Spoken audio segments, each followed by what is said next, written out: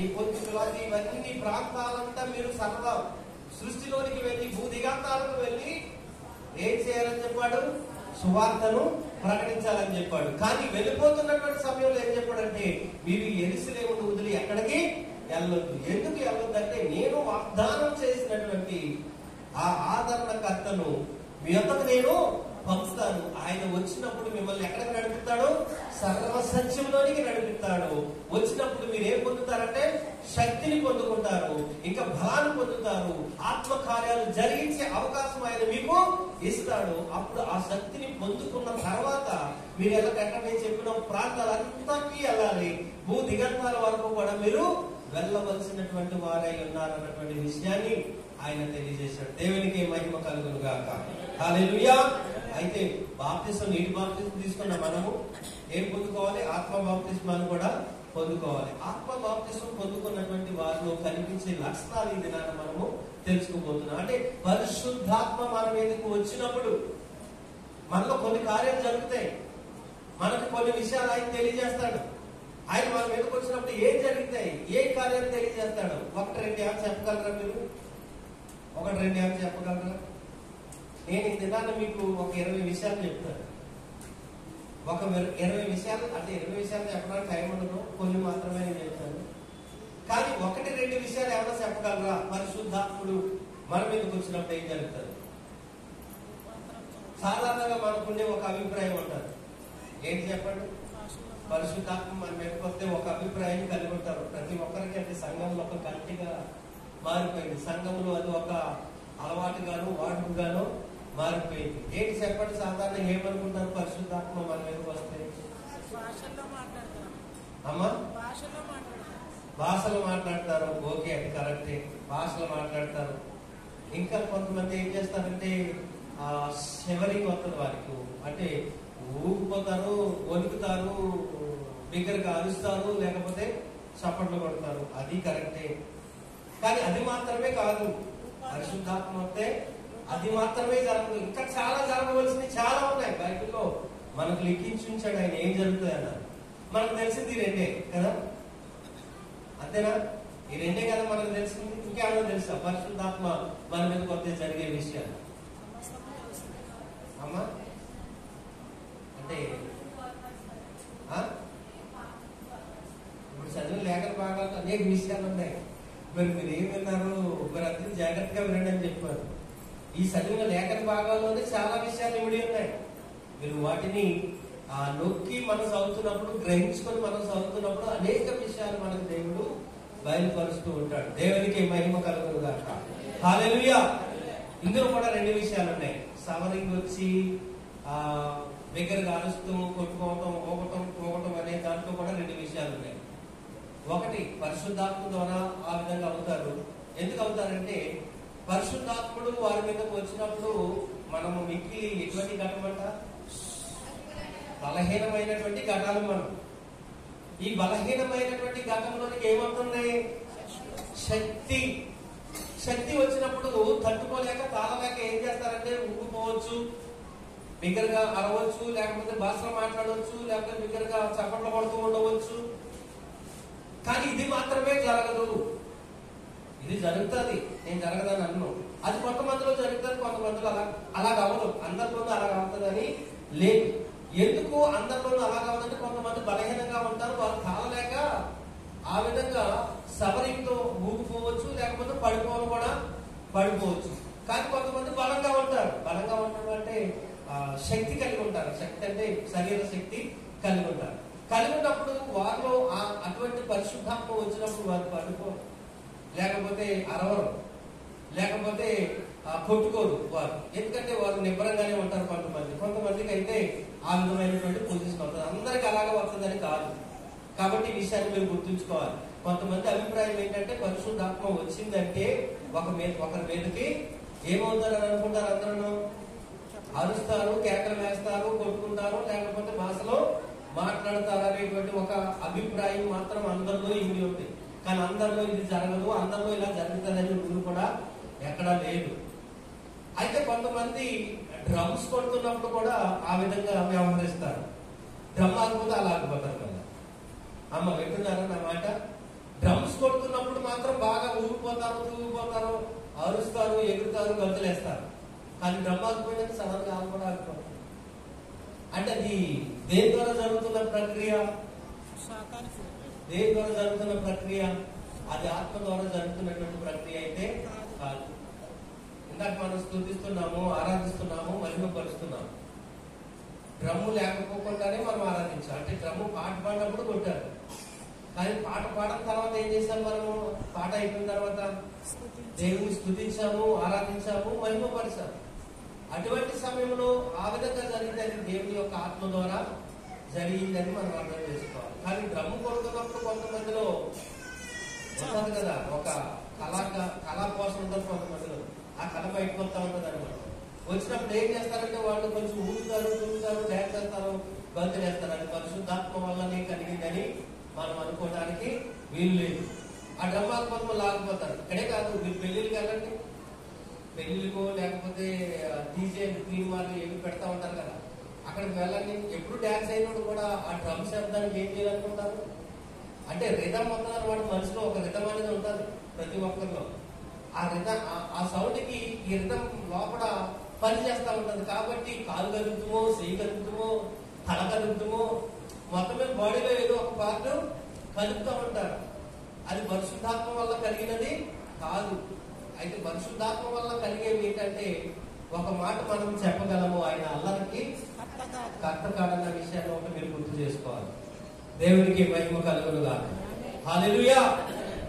సరే, ఈ దినాన్న పరిశుద్ధాత్మ వల్ల మనలో జరిగే కార్యాలు ఏంటి, మన మీదకి వచ్చేది ఏంటి, మనం అసలు ఏమవుతాం, మన పట్ల ఏం జరుగుతుంది అన్న విషయాలు, కొన్ని విషయాలు ఈ దినాన్ని మనం తెలుసుకుందాం. మొట్టమొదటిగా ఇప్పుడు చదివినటువంటి లేఖన భాగంలోనే యోహాను సువార్త 16వ అధ్యాయం 8వ వచనంలో ఒక మాట రాయబడింది. మైక్ లో చదువుకోవాలి.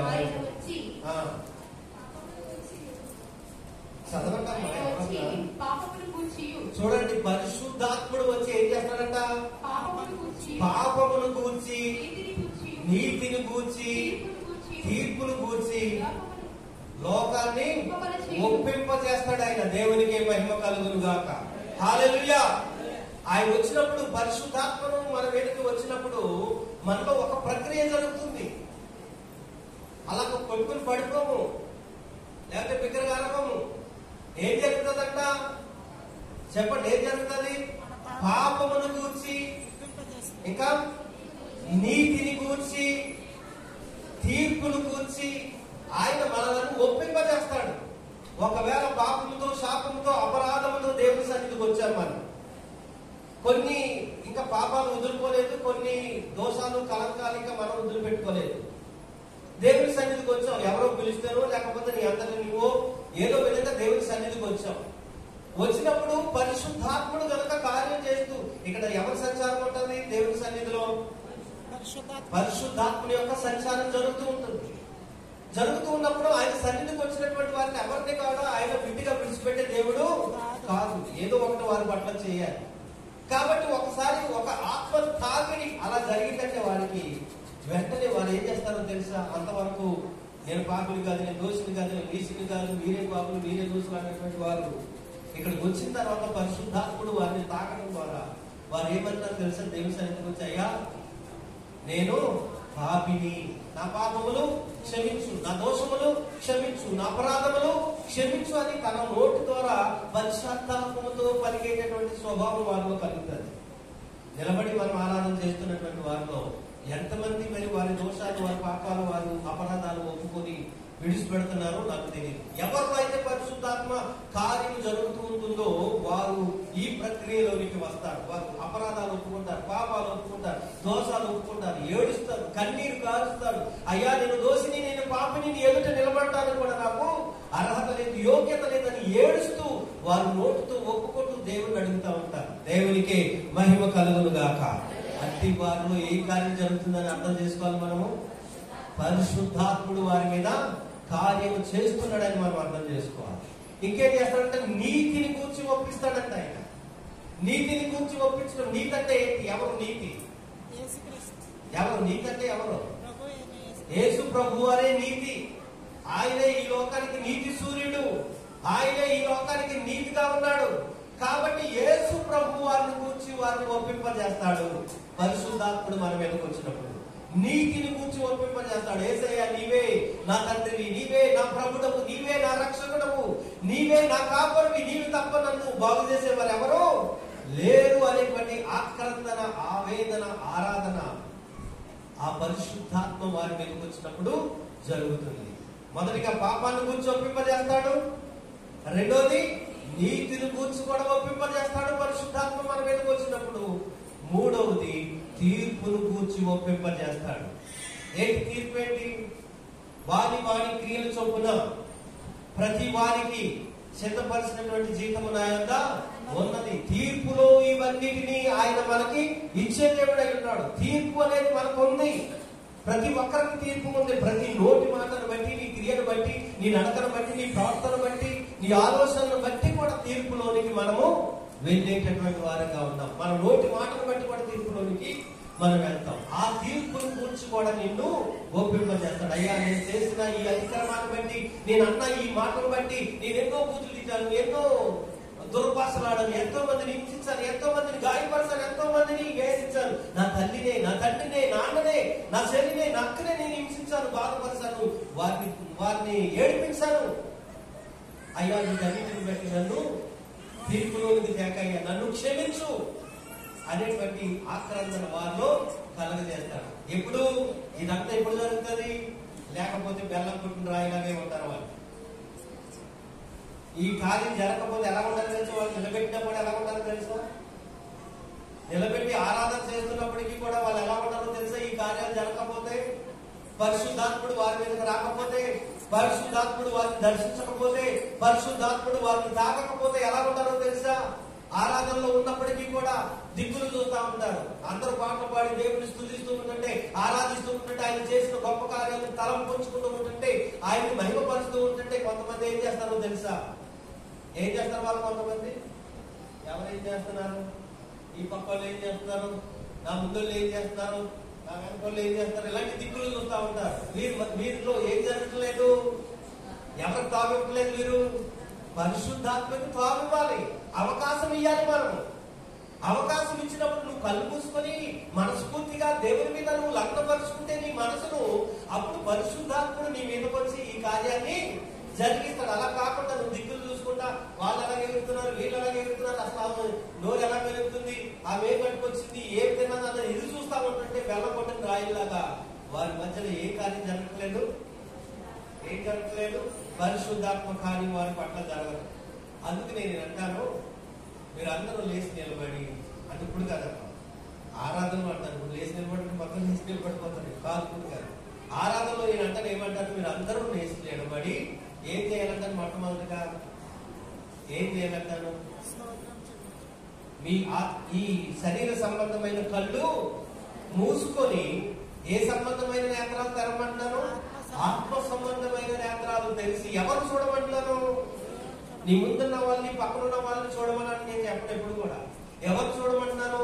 నీ కొరకు సిలువలో వేలాడి, నీ కొరకు ప్రాణం పెట్టి, నీ కొరకు సమాధి చేయబడి మృత్యుంజయుడి పునరుద్ధానుడై లేచి నీకు జీవాన్ని ఇస్తున్నటువంటి ఆ జీవ ప్రదాత అయినటువంటి యేసు వైపుకు నీ కన్నులెత్తి, యేసు నీ కొరకు ఏ విధంగా శ్రమ పడ్డాడో, ఏ విధంగా బాధపడ్డాడో, ఏ విధంగా నీ బాధను, నీ వ్యాధిని సహించాడో, ఓర్చుకున్నాడో, అది మీరు తలంపించుకుంటూ ఉంటుంటే, ఆలోచన చేసుకుంటూ ఉంటుంటే మీ కళ్ళల్లోంచి జలజలామని ఏం రాస్తాయో తెలుసా?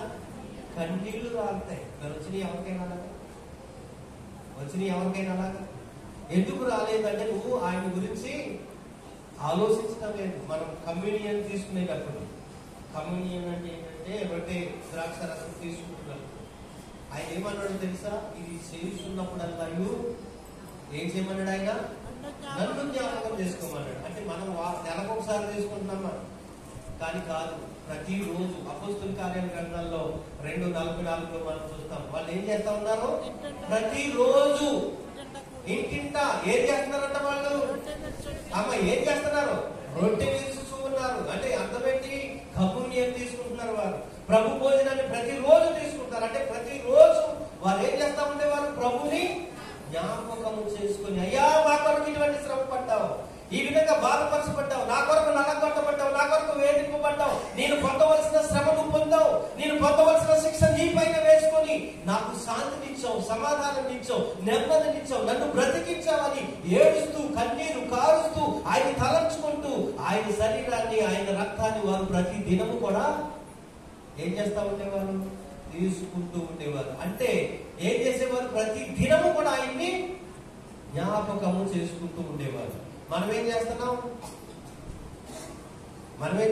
నెలకి ఒక్కసారే. అది కూడా ఎవరికైనా పరితాపం కలుగుతుందా అంటే పరితాపం ఎవరికి రాదు. కొన్ని వారం కూడుకుంటున్నాం కదా, అట్లీస్ట్ ప్రభు భోజనం తీసుకోకపోయినా ఏం చేయమంటున్నాను? ఆయన్ని జ్ఞాపకం చేసుకోండి, యేసు వైపుకు చూడండి అని చెప్తున్నాను.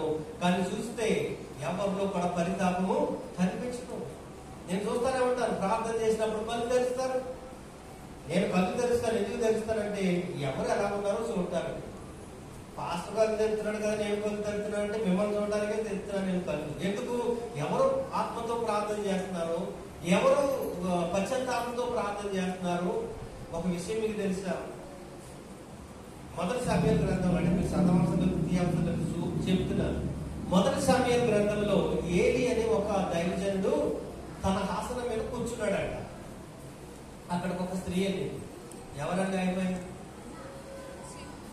ఎవరు వెళ్ళారు? అన్నా గారు వెళ్ళారు. వెళ్ళి ఏం చేస్తా ఉన్నారు అక్కడ?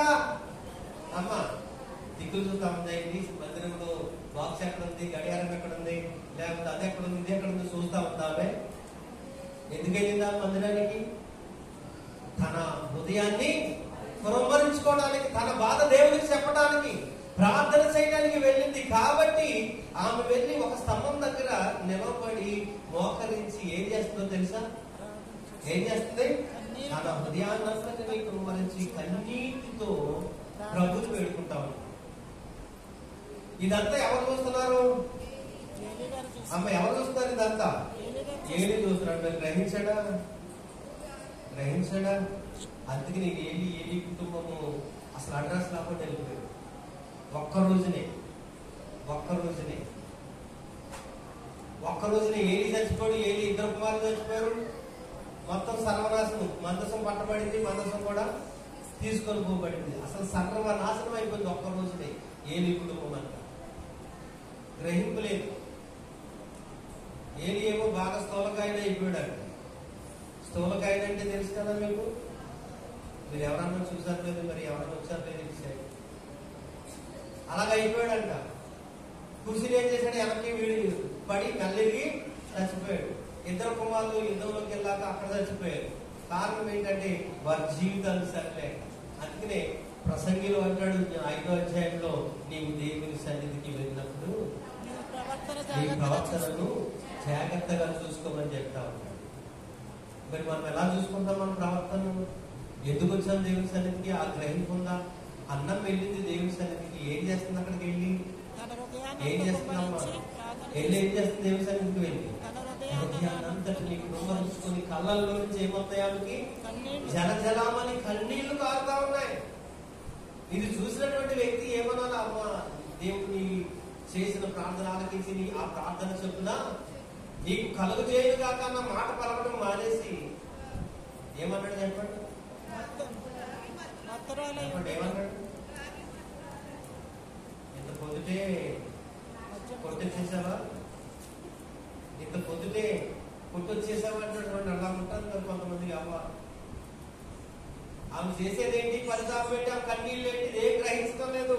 పొద్దుటే ఎక్కడ దొరికింది నీకు? ఎక్కడ తాగొచ్చేసావు నువ్వు? తాగొచ్చిందా? కన్నీరు కలుగుతుంటే అక్కడ విలపిస్తుంటే హృదయాన్నంతటి కుమరిస్తుంటే అప్పుడేమంత అయ్యాలి దాల్చడానికి అలాగా ఆ హృదయాన్ని దేవుని ఎదుట కుమరిస్తున్నానని చెప్పవలసినటువంటి పరిస్థితి వచ్చింది మనిషికి. ఇప్పుడు నేను మిమ్మల్ని చూస్తున్నానంటే నేను ఏరియాలాగా మిమ్మల్ని అనడానికి కాదు. ఎవరు ఏ విధంగా దేవుని సన్నిధిలో వ్యవహరిస్తున్నారు, వారి క్రియాఫలం వారికి దొరకాల ప్రభు అని నేను ప్రార్థించడానికి కళ్ళు తెరిచి మిమ్మల్ని చూస్తా ఉంటే, మీరు కళ్ళు తెరిచి నన్ను చూస్తా ఉంటే ఏం ప్రయోజనం? అంటే నేను కళ్ళు తెరిచి చూస్తున్నాను కారణం ఏంటంటే ఎవరు ఏ రీతిగా దేవుని సన్నిధిలో వ్యవహరిస్తున్నారు, ఉంటున్నారు అన్న దాన్ని నేను చూస్తున్నాను. అంటే మీరేమనుకుంటున్నారంటే పాస్టర్ గారు చూస్తున్నారులే, ఆయన చూడలేదు కానీ నేను చూస్తే వచ్చిందని నా వైపు చూస్తే ఏం ప్రయోజనం ఏమన్నా ఫలితం దొరుకుతుందా? అమ్మ దొరుకుతుందా? కాబట్టి గణిత అయినను ఏం చేయాలి మనము? చెప్పండి, ఏం చేయాలి? జ్ఞానం తెచ్చుకోవాలి, బుద్ధి తెచ్చుకోవాలి. దేవుడి సన్నిధికి వచ్చినప్పుడు ఏం చేయాలి? కళ్ళు మూసుకొని ఎవరిని మనసును పెట్టుకోవాలి, ఎవరిని ఆలోచన చేసుకోవాలి?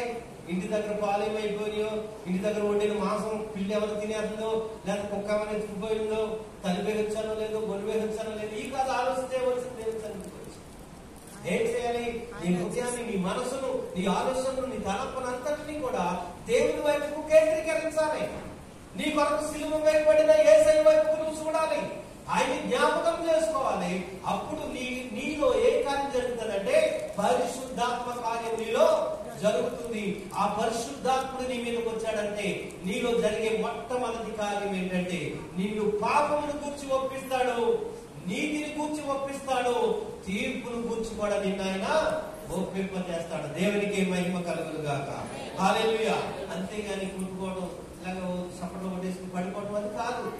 అది కొంతమందిలోనే జరగవచ్చు, అందరిలోనూ జరగదు. అలా అందరూ కూడా అదే పరిశుద్ధాత్మ ఇలాగే చేయాలని కొంతమంది వ్యాసధారణ కలిగినటువంటి వారుగా ఉంటున్నారు. వారికి రాకపోయినా ఏం చేయకుండా ఒక ఆమె కొట్టుకున్నా నేను కూడా కొట్టుకోవాలి, ఆమెకు వచ్చిందని అనుకోవాలా, నాకు కూడా వచ్చింది అనుకోవాలి అందరూ అని చెప్పి వాళ్ళు కొట్టుకోవడం మొదలెట్టారు. సంఘాల్లో ఈ రీతిగా ఒక కల్టి ప్రారంభం అయిపోయింది. కొన్ని సంఘాలు కొట్టేసుకోవడమే, పడిపోవడమే, దొల్లేయడమే. కొన్ని సంఘాల్లో మీరు చూడండి, సోషల్ మీడియాలో కనపడతాయి, యూట్యూబ్లో, ఫేస్బుక్లో, వాట్సాప్లో కనపడతాయి ఆ సిచ్యువేషన్. కాబట్టి ప్రియ దేవుని పిల్లలారా, పరిశుద్ధాత్ముడు మన మీద కొత్త జరిగేది ఏంటంటే మొట్టమొదటిగా ఏం జరుగుతుంది? చెప్పండి, ఏం జరుగుతుంది? చెప్పాలి. మూడు విషయాలు ఏం జరుగుతాయి? పాపమును గురించి ఒప్పిస్తాడు. మీరు ఒప్పుకుంటున్నామా? దేవుని సన్నిధికి వచ్చి మన దోషం, మన పాపం, మన అతిక్రమం ఒప్పుకుంటున్నామా? దావీదు 51వ కీర్తనలో ఎంత పరితాపం చెంది తన పాపాన్ని ఒప్పుకోవడానికి ఎంతగా ఏడ్చాడు, ఎంతగా విలపించాడో ఒక్కసారి 51వ కీర్తన మీరు చదువుకోండి ఇంటికి వెళ్ళిన తర్వాత. ఆ విధమైన ఆక్రందన మనలో ఉందా? దేవుని సన్నిధికి వచ్చిన మనలో అటువంటి ఆక్రందన కనబడుతుందా? పాపాన్ని కూర్చో ఒప్పుకుంటున్నావా? ఎందుకు ఒప్పుకోవాలి? నేను చేయలేదంటావా? నేను ఎందుకు ఒప్పుకోవాలి? నేను పాపం చేయలేదంటావా? పాపము చేయలేదన్నవాడు ఎవడో వాడే పాపి అని 1 యోహాను 5లో ఉంటుంది. 5 అధ్యాయంలో ఇక్కడ ఉంటుంది సంథింగ్. 1 యోహానులో ఎవడైతే నాలో పాపం లేదన్నాడో వాడే పాపి అని చెప్తున్నాడు ఆయన. కాబట్టి పాపము లేని వారు ఈ భూమి మీద ఎవరు కూడా లేరు. మనకేదో ఒక పాపం అంటుతూనే ఉంటారు. ఈ లోకమే పాపం. ఈ లోకంలో ఉన్నటువంటి మనము మనకేమంటుందో తెలుసా? పాపం అంటుతా ఉంటుంది ఎప్పుడు కూడా. పొగలో వెళ్తా ఉన్నామమ్మా, పొగ వాసన తగ్గిందంటే లేదా నీకు? ఇప్పుడు రోడ్డు పక్కనే వెళ్తాం మనం, ఆ చెత్త సగారం అంతా పడేసి రోడ్డు పక్కన కొంతమంది ఏం చేస్తారు చెప్పండి? కాలుస్తూ ఉంటారు, అది పొగ వస్తూ ఉంటుంది. ఆ పొగలో పడి రావాలి. ఆ పొగ దాటి ముందుకు వచ్చిన తర్వాత నీ వస్త్రాలు వాసన చూసుకో ఒకసారి వాసన ఎలా వస్తాయి? పొగ వాసన వస్తాయి. ఒకసారి నీ చేపల మార్కెట్కి వెళ్ళారు. చేపల మార్కెట్కి వెళ్తే అన్ని చేపలే అక్కడ. మొత్తం తిరిగాను, ఏం చేప పొందామని. తిరిగి బయటకు వచ్చి చూసాక నేను వేసుకున్న వస్త్రాలన్నీ ఏం వాసన వస్తున్నాయో తెలుసా? నీసు వాసన అవుతుంది. ఏంటి నేను ఏం ముట్టలేదు, చేయలేదు, ఇదేంటి ఈ వాసన అవుతుందని నేను ఆశ్చర్యపడు. ఎందుకంటే మనం ఉన్న వాతావరణం అది, మనం వెళ్ళిన వాతావరణం అది. కాబట్టి పాపం అనేది మనల్ని ఎల్లప్పుడూ కూడా ఏదో విధంగా తాగుతూనే ఉంటారు, అంటుతూనే ఉంటారు. కాబట్టి దేవుని సన్నిధికి వచ్చినటువంటి మనము పరిశుద్ధాత్మకు మనం అవకాశం కలిగజేసినట్లయితే, ఆ పరిశుద్ధాత్మను నిన్ను తాకినట్లయితే మొట్టమొదటిగా నీలో జరిగే కార్యం ఏంటంటే నీ పాపమును గురించి దేవుని సన్నిధిలో నువ్వు ఒప్పుకుంటావు, నీతిని గూర్చి ఒప్పుకుంటావు, తీర్పును గూర్చి ఒప్పుకుంటావు, పరితాపము చెందుతావు, ప్రభుని వేడుకుంటావు. దేవునికి మహిమ కలుగును గాక. హల్లెలూయా. అది పరిశుద్ధాత్మ మన మీద జరిగేటువంటి కార్యం. ఒకటే చెప్పాను, ఇంకా 20 ఉన్నాయి. ఏం చెప్పాలో చెప్తాను. ఇంకొక పాయింట్ కూడా చూద్దాం. ఎఫెసీయులకు రాస్తున్నటువంటి పత్రిక అపోస్తలుడైన పౌలు 2వ అధ్యాయము 18వ వచనం. ఆయన ద్వారానే మనకు ఉభయులకు ఒక ఆత్మయందు తండ్రి సన్నిధికి చేరగలిగి ఉన్నాము. ఒక్క ఆత్మయందు తండ్రి సన్నిధికి చేరగలిగి ఉన్నాము. ఏం చెప్తామంటాము? మనము చేరగలిగి ఉన్నాము. ఒక్క ఆత్మ ద్వారానే తండ్రి మనం చేరగలిగి ఉన్నాము. అంటే ఏం చూపిస్తున్నాడు ఆయన మనకి? చెప్పండి, ఏం చూపిస్తున్నాడు? పరిశుద్ధాత్ముడు ఏం చూపిస్తున్నాడు మనకి? ఆయన ద్వారా ఒక్క ఆత్మ అంటే మనం ఎక్కడికి చేరగలుగుతున్నామంట? తండ్రి సన్నిధికి చేరగలుగుతున్నాము. చేరగలుగుతున్నామంటే కారణం ఎవరు? ఎక్కడ చేరుతున్నాం? ఏం చూపిస్తే చేరుతున్నాం? అమ్మ చెప్పరా? మీరు వెళ్ళలేదా? వాక్యం చదవలేదా? చదవాలి కదా. ఎవరు చూపిస్తున్నారు మనకి? పరిశుద్ధాత్ముడు చేరుస్తున్నాడు. చేర్చాలంటే ఏం కావాలి? మనకి ఏముండాలి? ఒక చోటకి మనం చేరాలంటే ఏమి తెలుసుండాలి మనకి? మార్గాన్ని చూపిస్తున్నాడమ్మా. అది అర్థం చేసుకున్నా మీరు? చెప్పలేరా? మార్గం చూపిస్తున్నాడు. తండ్రి యొద్దకు చేరుస్తానికి పరిశుద్ధాత్మ అన్న విషయాన్ని చెప్పలేరా? ఏమంటాడు? ఏం చేస్తున్నాడు పరిశుద్ధాత్ముడు మనకి? తండ్రి యొద్దకు చేరడానికి మనకి ఏం చేస్తాడంట? మార్గాన్ని చూపిస్తున్నాడు. దేవునికి స్తోత్రం కలుగును గాక. హల్లెలూయా. తండ్రి యొద్దకు చేరడానికి పరిశుద్ధాత్ముడు ఒక మార్గాన్ని మనకు చూపిస్తా ఉన్నాడు. ఆ పరిశుద్ధాత్ముడికి మనం తావిస్తే నిన్ను తండ్రి యొద్దకు చేర్చగలిగేటటువంటి ధన్యతను ఆయన నీకు ఇస్తాడు. చేరే ధన్యత నీకు ఇస్తాడు. ఎందుకంటే తీసుకెళ్లేది ఆయనే. యేసయ్య యొద్దకు మనం పెండ్లి కుమార్తెగా ఇక్కడ సిద్ధపరచబడుతున్నాం. ఇక్కడ భూమి మీద ఎవరుగా సిద్ధపరచబడుతున్నాం? పెండ్లి కుమార్తెగా మనం సిద్ధపరచబడుతున్నాం. ఎవరి ద్వారా? ఎవరి ద్వారా సిద్ధపరచబడుతున్నాం? పరిశుద్ధాత్ముడి ద్వారా మనం సిద్ధపరచబడుతున్నాం. ఈ పరిశుద్ధాత్ముడు మనతో ఉన్నంత వరకే ఏదైనా జరిగేది. ఆయన్ని తీసివేయబడ్డాడంటే, ఆయన ఎత్తివేయబడ్డాడంటే ఎవరిలో కూడా ఏమీ జరగదు. అంత ఎందుకు? యేసు ప్రభుతోటి ఆయన 12 మంది శిష్యులు ఎంతకాలం ఉన్నారు చెప్పండి? అమ్మ చెప్పండి, ఎంతకాలం ఉన్నారు ఆయనతో పాటు?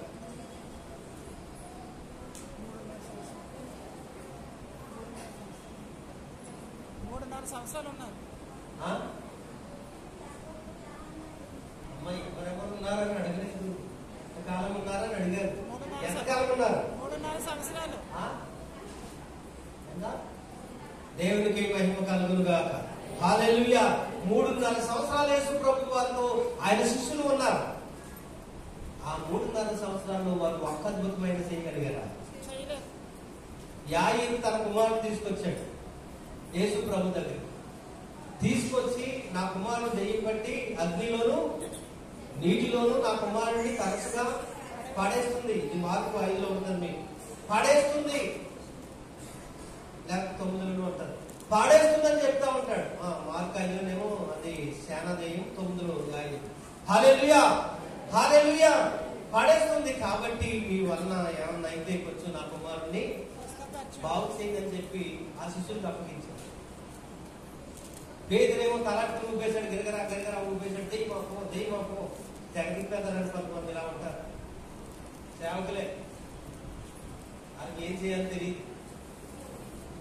తలకాయ తిప్పేస్తారు కొంతమంది దెయ్యం పట్టుకుంటే, జుట్టడికి లాగేస్తారు కొంతమంది దెయ్యం పట్టుకుంటే. ఈ తలకాయ పెట్టి తిప్పేస్తాడు పేదలు, దెయ్యమో యాకోబు గారు చేతులెట్టి ఊపేస్తున్నాడు గట్టిగా నా పిల్లోడు. దెయ్యమో అని. మొత్తం యోహాను గారు ఏం చేస్తారని బాడీ పెట్టి తిప్పేస్తాడు. దెయ్యమో వదిలిపెట్టి పోయిందా? పోయిందా? పోలేదు. 3.5 సంవత్సరాలు యేసు ప్రభుతో ఉన్నటువంటి ఈ శిష్యులే ఏం చేయలేకపోయారు? చెప్పండి, ఏం చేయలేకపోయారు? ఒక్క అద్భుతం కూడా వారు చేయలేకపోయారండి. ఎందుకు? కారణం ఏంటి?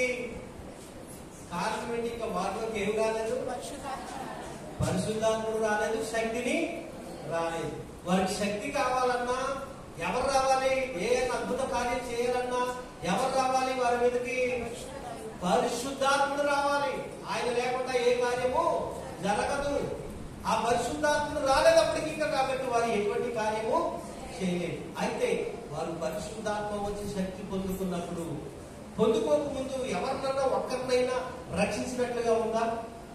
పరిశుద్ధాత్మను పొందుకోకముందు ఒకరికైనా సువార్త చెప్పినట్లుగా గాని, ఒకరినైనా ప్రభు యొద్దకు నడిపించినట్లుగా గాని, ఒకరినైనా రక్షించినట్లుగా గాని ఎక్కడైనా ఉందా? సువార్తలో చదవండి, మీరు ఎక్కడా కూడా లేదు. ఎప్పుడైతే ఆ మేడగద మీద 120 మంది ఆ 10 రోజులు ప్రార్థన చేసి ఉపవాసం ఉండి ఎప్పుడైతే ప్రార్థన చేశారో ఆ 10వ దినాన పెంతుకొస్తు దినాన ఆ 50వ దినాన పెంతుకొస్తు దినాన పరిశుద్ధాత్ముడు ఎప్పుడైతే వారి మీదకు వచ్చారో వారు ఏమయ్యారు చెప్పండి? శక్తిని పొందుకున్నారు, బలమును పొందుకున్నారు, ఆరోగ్యాన్ని పొందుకున్నారు. లేచి దిగిన నిలవబడి నోరు తెరిచి సువార్తను ప్రకటించినప్పుడు ఎంతమంది రక్షణ పొందారు చెప్పండి? 3000 మంది రక్షణ పొందారు. ఎప్పుడు జరిగింది ఈ కార్యం? ఎప్పుడు జరిగింది ఈ కార్యం? పరిశుద్ధాత్ముడు వారి మీదకి వచ్చినప్పుడు. పరిశుద్ధాత్మ లేకుండా వారు ఏం చేయలేకపోయారు. యేసు ప్రభుతో తిరిగినటువంటి వారే, కానీ ఆత్మ లేకుండా వారు ఏమి కూడా చేయలేకపోయారు. దేవునికి మహిమ కలుగును గాక. ఆ ఆత్మను పొందుకున్న తర్వాత ఒక యాయీరు కుమారు యొక్క దెయ్యాన్ని వెళ్ళగొట్టలేనటువంటి వారు పేతురు, యోహాను, యాకోబు గారు ఒక దేవాలయం గుండా వెళ్తా ఉన్నారు. ఒక దేవాలయానికి వెళ్తా ఉన్నారు. ఏ దేవాలయం అని చెప్పండి? 3వ అధ్యాయంలో ఉంటుందమ్మా మీకు. ఏ దేవాలయం చెప్పండి, పేరేంటి చెప్పండి? ఎప్పుడు వెళ్ళలేదా ఏంటి? శృంగారం అనేటటువంటి దేవాలయానికి వారు ఎంతలా దేవుని ఆరాధించుతారు. అప్పుడు మోసకాలు మోస చేతులు కలిగినటువంటి ఒక వ్యక్తిని ప్రతిరోజు వారి కుటుంబీకులు తీసుకొచ్చి ఎక్కడ కూర్చుండబెట్టేవారు చెప్పండి? ఎక్కడ? దేవాలయపు మెట్ల మీద కూర్చుండబెట్టేవారు. ఎందుకు కూర్చుండబెట్టేవారు? వెళ్ళే వాళ్ళని వచ్చే వాళ్ళని భిక్షం అడుగుకుంటే ఆ భిక్షం ద్వారా తన కుటుంబము తను బ్రతకడం కోసం ఆ విధంగా తీసుకొచ్చి ఆ యొక్క దేవాలయపు మెట్ల మీద కూర్చుండబెట్టేవారు. ఒక దినాన అతను అలాగే కూర్చుని ఉన్నాడు. ఈ ముగ్గురు ఏం చేస్తున్నారు? పేతురు, యోహాను, యాకోబు గారు. ఈ ముగ్గురు ఏం చేస్తున్నారు? ఆ దేవాలయంలో బోధించడానికి, దేవుని ఆరాధించడానికి ఆ దేవాలయపు మెట్లు ఎక్కుకుంటూ దేవాలయంలోనికి వెళ్తున్నటువంటి సమయంలో ఎవరు చూస్తున్నారు? వీళ్ళని ఎవరు చూస్తున్నారు? ఆ మెట్ల మీద కూర్చోబెట్టినటువంటి ఆ మోసకాలు మోస చేతులు కలిగి లేవలేనటువంటి ఆ వ్యక్తి వీరిని ఎలా చూస్తాడంట? తేరి చూస్తా ఉన్నాడు. అంటే ఎంతో ఆనందం వచ్చింది ఆయనకి. ఎందుకు వచ్చుంటారు చెప్పండి? ఎందుకు వచ్చుంటుంది ఆనందం? డబ్బులు ఎక్కువేస్తాడని దేవుడు పరిశుద్ధత మనం తిన్నా తినకపోయినా ఉన్నా లేకపోయినా ఎలా ఉంటాం చెప్పండి? మనం చెప్పండి ఎలా ఉంటాం? మనం తిన్నా తినకపోయినా ఉన్నా